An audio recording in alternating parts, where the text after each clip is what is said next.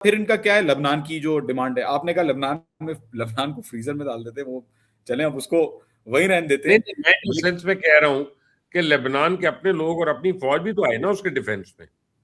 Hezbollah है ना, लड़ रही है ना, फौज तो नहीं यार लड़ेगी वहां हिजबुल्लाह की। लेबनान की नहीं है। नहीं ना, लेबनान की है, क्यों नहीं, हिजबुल्लाह अमन मूवमेंट। मैं जिस सेंस में कह रहा हूं उनकी एक नेशनल आर्मी है, पूरी है।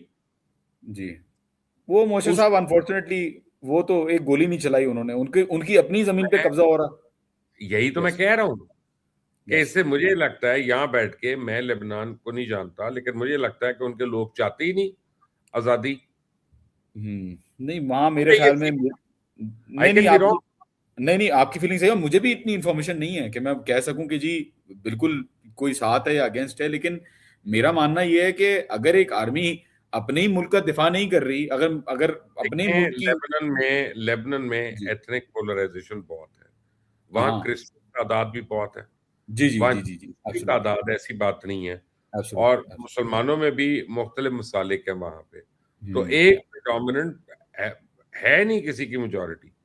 यस, दैट इज हम ट्रू, तो कहते बिल्कुल सही कहते हैं बात है। कि मुसलमान हैं, लेकिन देखें, लेट्स बी ऑनेस्ट, अहले तशय्युई और अहले सुन्नत दोनों के बीच में कई मोशे साहब की लाइट आ गई होगी, मेरे ख्याल में जनरेटर ऑफ करेंगे।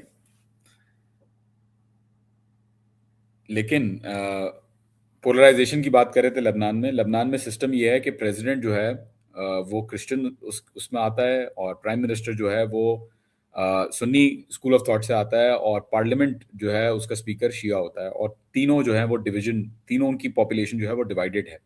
और इस तरीके का मैकेनिज्म बना हुआ है लेबनान के अंदर। और लेबनान के अंदर जो सिचुएशन इस वक्त चल रही है वो ये चल रही है कि इसराइल कोशिश कर रहा है कि लितानी रिवर जो है, उन्होंने एक येलो लाइन बनाई हुई है इसराइल ने सदर्न लेबनान के अंदर, जहां लितानी रिवर जो गुजरता है उसके पास जितने भी गांव हैं उनके ऊपर कब्जा जो है वो इसराइल करने की कोशिश कर रहा है। और नाप्तिये का इलाका जो है उसके बाहर जितने गांव हैं, अब मुआहदा ये हुआ है कि नाप्तिये के बाहर जितने भी इलाके हैं वो सारे इलाके लेबनान की आर्मी ने और उनकी हुकूमत ने दे दी है किसको, इसराइल को, कि जी ये आप रखें।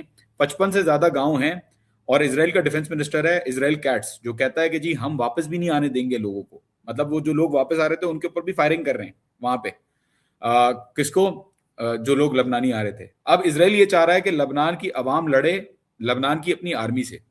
उन्होंने ये प्लान किया हुआ है, क्यों, क्योंकि मुआहदे के अंदर उन्होंने लिखवाया हुआ है कि अब लबनान की आर्मी ही डीमिलिटराइज करेगी किसको, हिजबुल्लाह को। तो लबनान में और कब्जा जो है वो इसराइल अपना मेंटेन रखेगा, तो इसराइल के लिए तो विन विन है। और मसला यही है, मोशर साहब वापस आए तो मैं समझाऊंगा अभी ये बात, अपनी जो पॉइंट ऑफ व्यू है कि अमेरिका जिस मुल्क के अंदर इन्फिल्ट्रेट करता है वो वहां पे इस तरीके का निजाम बना देता है कि जो हुकूमत हो जाती है या जो भी हो जाती है, जो भी स्ट्रक्चर हो जाता है, वो लाचार हो जाता है। वो जो है वो अपने हिसाब से, फिर रजा शाह पहलवी जो ईरान में था वो भी इसी तरीके का था, वो एक पपेट था बेसिकली। तो जहां उनका इन्फ्लुएंस ऐसा होता है तो वो इस तरीके की सिचुएशन बना देते हैं कि डिवाइड एंड रूल पे काम होता है। अंग्रेज जब आता है, अंग्रेज की हमेशा स्ट्रेटेजी यही रही है कि वो डिवाइड एंड रूल, दो लोगों के बीच में ढूंढे और उन डिफरेंसेस को जो है वो एक्सप्लॉइट करके, उनको डिवाइड करके, दोनों को असला देके, दोनों को पावर देके, दोनों को असला देके, दोनों को ये बोल के मैं तुम्हें सपोर्ट करता हूं, उनको काम करवाए। कैसे? इसराइल और फलस्तीन का इशू 1917 में बेल्फर डिक्लेरेशन हुई, यहूदियों को कहा गया कि हम आपको जमीन देंगे। साइक्स पिको अग्रीमेंट हुआ, बोला गया फ्रांस को कि हम और आप मिलकर आपस में डिवाइड करेंगे जो फलस्तीन की जमीन है।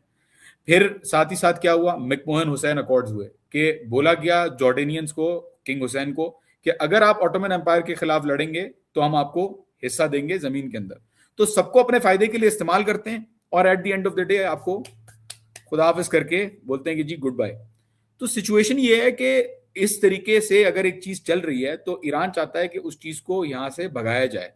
इस खत्ते के अंदर अरब ममालिक में भी जो बेसिस हैं, उनका, ईरान का कहना यही है कि जी हमारे हमारे लिए इस्तेमाल हुए, वो इसराइल के खिलाफ जो मिसाइलें जा रही थी उनको तो रोक रहे थे ये बेसिस। और अरब ममालिक को भी अल्हम्दुलिल्लाह भी समझ में आना शुरू हो गया है, इसलिए वो कोऑपरेशन बढ़ा रहे हैं। लेकिन लबनान एक ऐसा मसला है जिसमें मुझे लगता है कि परमानेंटली इस चीज को हल खुद से लबनान की जो जो हिजबुल्लाह है वो खुद से करेगी। आपको याद होगा जब हसन नसरुल्लाह को टारगेट किया था तो समझ में आ रहा था कि शायद लबनान जो है वो खत्म हो चुका है, मतलब कि लबनान के अंदर जो रेजिस्टेंस है वो खत्म हो चुकी है। लेकिन बहरहाल हमें नजर आया कि वो चल रही है, और वॉकी टॉकी पेजर अटैक्स हुए, जो भी हुआ, लेकिन हमें नजर आया कि किस तरीके से उन्होंने जो है वो रिटेलिएशन की इस दफा। तो कितना ही बेहतर हो अगर सारे ममालिक एक साथ मिलकर बोलेंगे जी अब आ गया मौका लड़ने का, और ईरान अगर अकेला कर सकता है इन मज़ामती ग्रोह के साथ, तो आप सोचें कि माशाल्लाह मुसलमान दुनिया अगर एक साथ आ जाए तो कितना बड़ा चेंज कर सकती है। लेकिन अनफॉर्चुनेटली वही वाली बात है, सियासतें जो हैं वो कुछ अरब बादशाहों की इस चीज़ के ऊपर हैं, जैसे यूएई है, वो पूरी इस चीज़ के ऊपर डिपेंडेंट है कि अगर ज़रा सा भी अमेरिका को बोला कि जी मैं आपके साथ नहीं हूँ, तो बोलेंगे कि जी हम आपके कज़न को लगा रहे हैं। आप जो है वो चले जाएँ, हम आपके कज़न को लगा रहे हैं इस जगह पे। तो आई थिंक लेबनान का मामला इस वक़्त अटका हुआ है, फ्रोज़न एसेट्स का मामला इस वक़्त अटका हुआ है। फ्रोज़न लेबनान ने तो कबूल ही नहीं किया। फ्रोज़न एसेट्स में पता नहीं है कि उससे भुट्टे खरीदे जाएँगे, सोयाबीन्स खरीदी जाएगी, क्या खरीदी जाएगी, ईरान को जो मिलने हैं। फिर जो स्ट्रेट ऑफ हॉर्मुज़ है, उसके अंदर जो है वो अमेरिका कॉन्स्टेंटली कोशिश कर रहा है कि एक नया रूट बना के चीज़ों को चेंज करे। ईरान क्या जाने दे? ईरान तो नहीं जाने दे सकता। ईरान कह रहा है कि एक जो चीज़ है, जो मुआहदे के अंदर लिखी हुई है, उसमें मैं कश्तियों को भी जाने दे रहा हूँ बाय द वे। ईरान ने कश्तियों को भी जाने दिया था सेफली। लेकिन क्लॉज़ नंबर 4 और क्लॉज़ नंबर 5 ये कहता है कि America can not create impediments, मतलब कोई भी रुकावट बीच में नहीं ला सकता। और क्लॉज़ नंबर 5 ये कहता है कि जी उनकी पास है कि वो पैसेज वे को इंश्योर करेंगे। ईरान और ओमान मिलके जो है वो डिसाइड करेंगे चीजें। Thank you very much John Hussain साहब, हमें आज बत्ती ने दौड़ाया हुआ है बार बार, आगे मोस्ट वेलकम, पीछे आगे पीछे। Most welcome. एक तो गर्मी की शिद्दत, गर्मी की हिद्दत और मौसमी खराबी और उसके ऊपर से गर्मी, और आज रात से एक्सपेक्टेड है बारिशें भी। तो मानसून की जी 5-6 दिन माशाल्लाह। के लिए जब वो आती हैं तो उसे गर्मी तो कसोड़ तो टूटेगा, लेकिन मुझे पता है, डर लगा हुआ है हमारी जो बत्ती का हाल होना है ना, नहीं नहीं, वो इंशाल्लाह इंशाल्लाह। बादल खड़कता है तो बत्ती चली जाती है। बट एनीवे आज यहीं पे खत्म करते हैं, क्योंकि अब मुझे डर है कि ये दोबारा से चली जाएगी। तो और ये है थैंक यू सो कि मच बशीर कोशिश साहब। करते हैं कि कल आपको दोबारा ज्वाइन करें। नहीं नहीं, इंशाल्लाह जरूर जरूर, इंशाल्लाह I will try my best. अब तो थैंक तकरीबात स्टार्ट हो रही हैं आयतुल्लाह खामनाई की तदफीन की, तो उसमें भी अगर आप मुझे आते तो बड़ा। मुझे मुझे यस, इनविटेशन आया हुआ है ईरान से, आपकी गवर्नमेंट की तरफ से। जनाब बिस्मिल्लाह करें। लेकिन मैं क्योंकि अभी हॉस्पिटल से निकला हूं, तो जब तक मुझे डॉक्टर क्लियर गो एड नहीं देता यस। एयर ट्रैवल के लिए, तब तक मैं जरा वेट कर रहा हूँ 2-4 दिन, फिर मुझे नहीं, पता बड़ी चल। बात है, आपने हॉस्पिटल से ही वीडियो बनाना शुरू कर दी। उसके बाद आपने, मैं फॉलो कर रहा था और मैं बड़ा विल पावर आपकी, आप मैंने जो है वो, नहीं माशाल्लाह, इतने ऐसे नहीं लोग इतने कम होते हैं जो जितनी विल पावर जो है वो रखते हैं कि एकदम इतने बड़े एपिसोड के बाद फौरन से आते हैं। और आपने अपने गेस्ट, अपनी जो ऑडियंस है उसका भी ख्याल रखा, उनको भी ये फील किया कि उनको लेफ्ट आउट ना किया जाए खबरों से, वो भी आगाह रहें। तो आई थिंक एक एक बहुत अच्छा आपने विल पावर का मुजाहिरा किया है। एंड अल्लाह आपको शिफा दे मुर्शिद साहब। आमीन, थैंक यू जॉन हुसैन, आपका बहुत बहुत शुक्रिया। नाजरीन, आपका शुक्रिया जिन्होंने हमें ज्वाइन किया। आज हम क्यूआर कोड नहीं इस पे दे सके, कल से कोशिश करेंगे क्यूआर कोड दें, ताकि आप भी इस पे डाउनलोड करके उस पे आप ज्वाइन कर सकते हैं हमें, और जहाँ पे भी आप हों। अपना ख्याल रखें, इस चैनल को सब्सक्राइब करना मत भूलें, बेल आइकॉन को प्रेस करिएगा। Until the next time, Allah Hafiz.